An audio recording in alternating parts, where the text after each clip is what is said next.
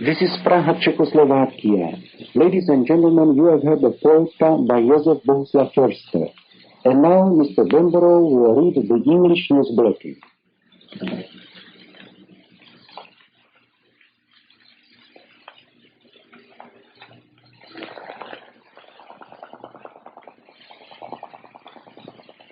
Hello. The Czechoslovak shortwave station, Prague, calling. The news bulletin. The chairman of the Sudetenland German party, Mr. Konrad Henlein, visited the Czechoslovak Prime Minister, Dr. Hodger, today at the Presidium of the Cabinet Council in answer to an invitation. This visit inaugurates the informative conversations which are to serve the purposes of an immediate clarification and pacification of the political situation. Well-informed London circles are of the opinion that the alleviation of Czechoslovakia's position revealed yesterday was fully maintained today. Satisfaction is expressed at the fact that yesterday's municipal elections in Czechoslovakia passed without any disturbing incidents. Speaking in the House of Commons today, Mr. Chamberlain gave a brief review of recent events and again laid stress on the fact that the main concern of the British government is that the way should be left open for a peaceful negotiation. The Czechoslovak government, Mr. Chamberlain said, fully appreciates the interest which the British government is showing in a conciliatory and complete solution. It has been impressed on the German government that it is extremely urgent that a final regulation should be achieved. The British government has expressed sincere desires that the German government should collaborate with it to facilitate an agreement. Berlin was also informed of the assurance which has been received at London from the Czechoslovak government. The German Foreign Minister has declared that the German government fully shares the desires of the British government for a successful issue. A report from Rome shows that political circles in the Italian capital have been greatly impressed by the careful but at the same time emphatic British point of view, which agrees with the conduct of the Czechoslovak government and disapproves of the attitude of the Sudetenland German party. Rome political circles note with interest the categorical clarity of the British point of view that the military measures in Czechoslovakia reflect the will of the Czechoslovak government to prevent any disorder. On the whole, Italy regards the situation calmly and hopes that it will be possible to employ conciliation. The calm preserved in Czechoslovakia in the present critical times has found a very favorable echo in French political circles. The support gained by the government in yesterday's elections is a subject of satisfied comment.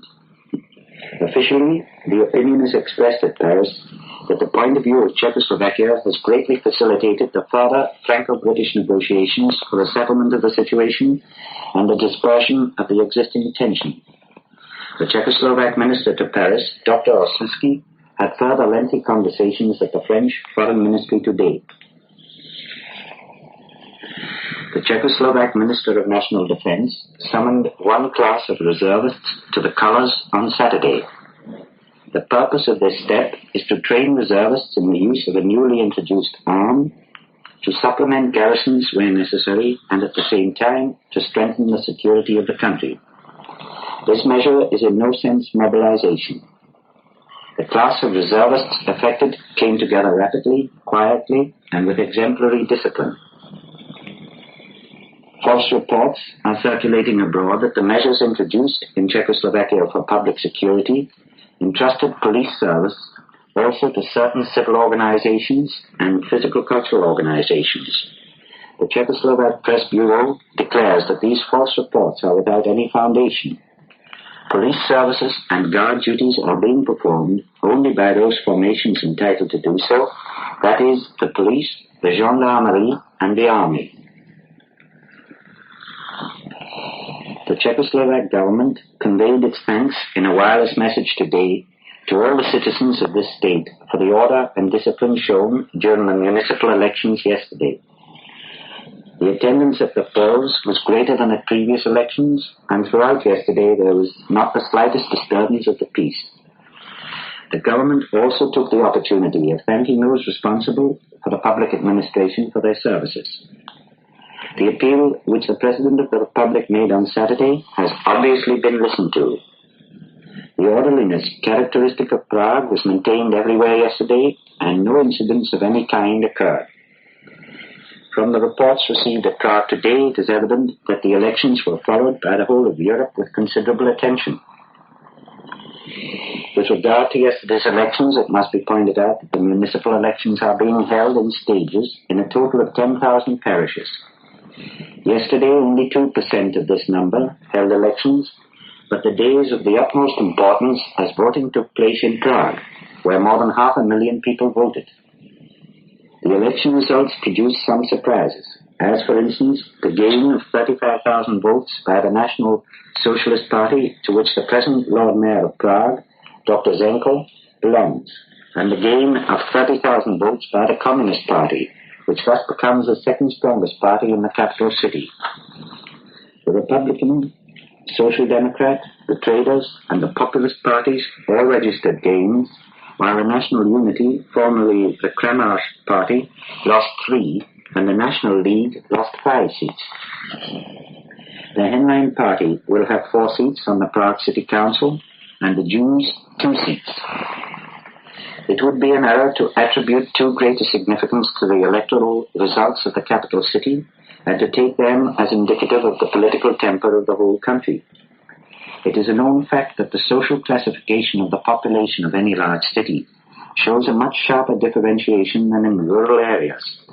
Thus, for instance, it is to be seen that the comparatively large increase of the communist vote in Prague is accompanied by considerable losses in the rural areas, not only in the districts populated by Germans, but also in the Czech and the Slovak areas. It would thus be a great error to take the local phenomenon of the Prague elections as indicative of a great growth of the communist vote throughout the country. It is clear that the Communist Party cannot return to its former position. The elections held yesterday show that the position of the government parties has improved, quite apart from the natural increase of the population, and that the opposition, including what is known as the nationalist section, does not have the confidence of the electorate. And now for the party which has aroused special attention. The Sudetenland Party, as a totalitarian party, laid claim to representing 100% of the German electorate in Czechoslovakia.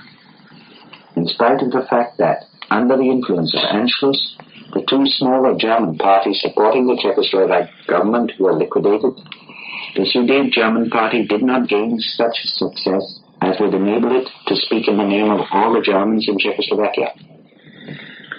The German Social Democrats held their ground.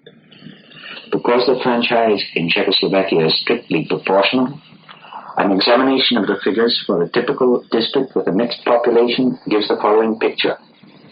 Of a total of 513 seats, the Sudeten Germans obtained 359, the Czech parties 103, and the German Democrats 51. This means that the Sudeten German Party represents 70% of the Germans, while 30% of the Germans voted against that party. The 11th session of the Permanent Council for International Studies was opened at Prague today. It was summoned by the International Institute for Intellectual Cooperation with the League of Nations. The conference was opened by the Minister of Social Welfare, Mr. Nečas, representing the Czechoslovak government. Among the distinguished foreigners attending the conference are Monsieur Henri Bonnet, Director of the International Institute, Mr. Malcolm W. Davis, Director of the Carnegie Endowment for Europe, Professor Schindler of the Zurich University, Sir Alfred Stimman, and Professor C.A.W. Manning. This concludes the Czechoslovak News Bulletin.